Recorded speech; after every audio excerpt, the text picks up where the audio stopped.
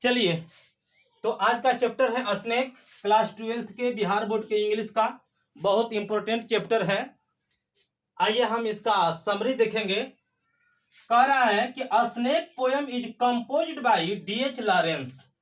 Snake जो poem है, कविता है, यह D.H. लॉरेंस के द्वारा लिखी गई है।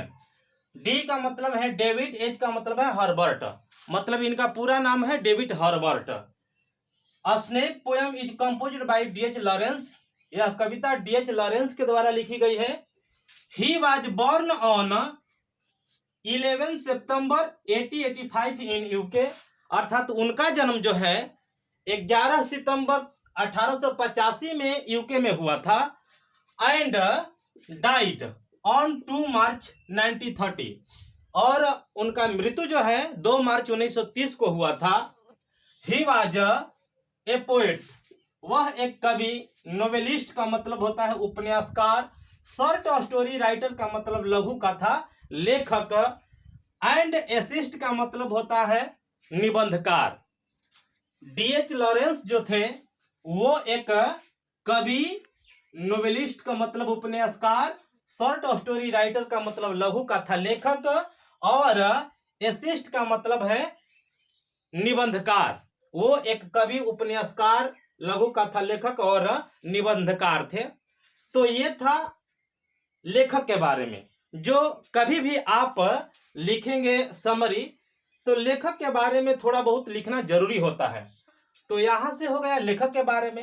अब हम लोग कविता में प्रवेश करते हैं। तो इन दिस पोयम, इस कविता में द पोएट डिस्क्राइब, कवि वर्णन करता है। किसके बारे में वर्णन करता है?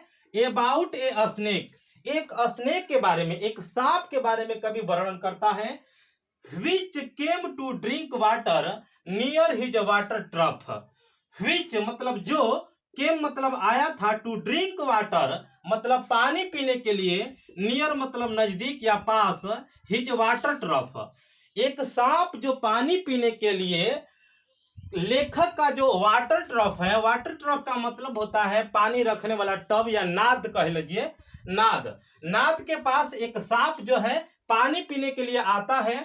On A hot summer day, गर्मी के दिन, बहुत गर्मी का दिन था, गर्मी से परेशान होकर के प्यासा एक सांप जो है पानी पीने के लिए एक नांद के पास आता है। लेखक का जो नांद था, पानी रखने वाला जो टब था, वहां पर एक सांप आता है पानी पीने के लिए। When, जब the poet goes to his water trough, जब कवि जो है अपने वाटर ट्रफ मतलब उस नांद के पास जाते हैं, टू ड्रिंक वाटर पानी पीने के लिए, मतलब जो वो पानी रखने वाला टब था, नल था, वहां पर लेखक जो है वो भी उसी समय संजोग से पानी पीने के लिए जाते हैं। हिज आइज, उनकी आंखें या उनकी निगाहें, फॉल ऑन दैट स्नेक, उनका जो निगाह है, उनका जो नजर है, वो पड़ती है किसके ऊपर? उस सांप के ऊपर। जब लेखक, बात समझिए, जब सांप पानी पीने के लिए, प्यासा सांप जो है पानी पीने के लिए आता है, ये लेखक के घर के आसपास की बात है। जो नाद रखा हुआ था मतलब वाटर टफ, वाटर ट्रफ का मतलब है पानी पीने वाला, पानी रखने वाला जो पात्र था, बर्तन था, वहीं पर सांप जो है पानी पीने के लिए आता है। क्योंकि गर्मी बहुत ज्यादा था और संजोग से उसी समय लेखक भी जाते हैं पानी पीने के लिए। तो होता क्या है कि हिज आइज मतलब उनकी नजर जो है फॉल ऑन दैट स्नेक, उस सांप पर पड़ती है। The snake was very beautiful, वह जो सांप था बहुत सुंदर था। हालांकि कोई भी जहरीला प्राणी या सांप जो है सुंदर क्या होगा, लेकिन कवि की यह मानवीयता कहिए कि कवि की निगाह से जो वह सांप था वह बहुत सुंदर था। He was very thirsty and sad, लेकिन वह बहुत प्यासा था और उदास था। ही केम टू हर टाइप, वह आया था उनके नल के पास, लाइक ए गेस्ट, एक गेस्ट के रूप में आया था, एक मेहमान के रूप में आया था।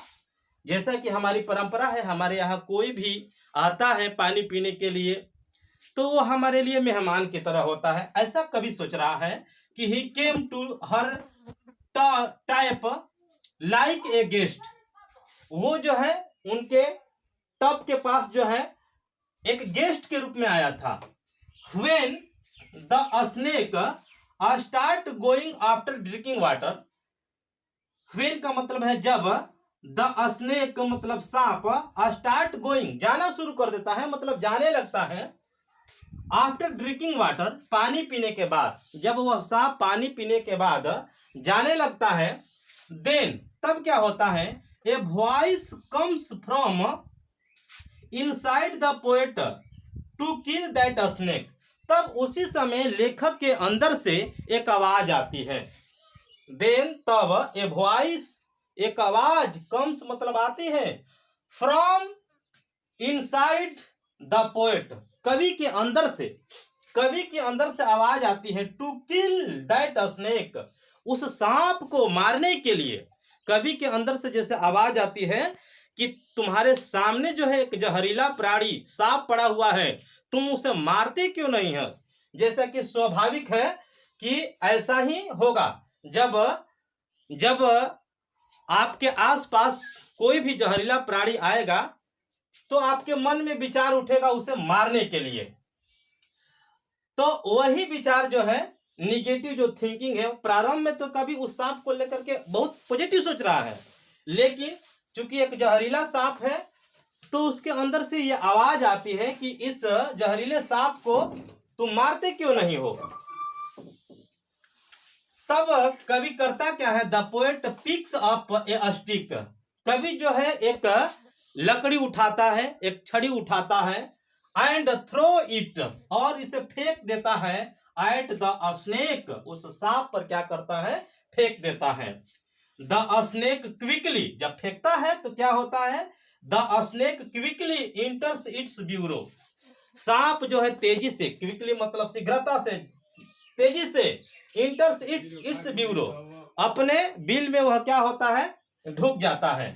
आफ्टर दैट उसके बाद क्या होता है, द पोएट फील्स कवि अनुभव करता है, फीलिंग करता है, रिमोर्स, रिमोर्स का मतलब है पश्चाताप, कवि को पश्चाताप होने लगती है, सोचने लगता है कवि कि जिस सांप को मैं कब से देख रहा था वो सांप भी मुझे देख रहा था, जब मैं नहीं मार रहा था तब सांप मेरे बारे में कितना अच्छा सोचता होगा, लेकिन मैंने जो हरकत किया है उसे मार करके मेरे बारे में वह क्या सोच रहा होगा, कि जिस इंसान को मैं अच्छा समझ रहा था वो तो गलत निकला। यही बात सोच करके कवि जो है पश्चाताप कर रहा है, दैट कि he has done such a despicable and inhuman act, कवि सोच रहा है कि उसके जो द्वारा जो यह कार्य किया गया, जो हरकत किया गया वह डिस्पिकेबल है, मतलब घृणित कार्य है, एंड इनह्यूमन एक्ट अमानवीय कार्य है।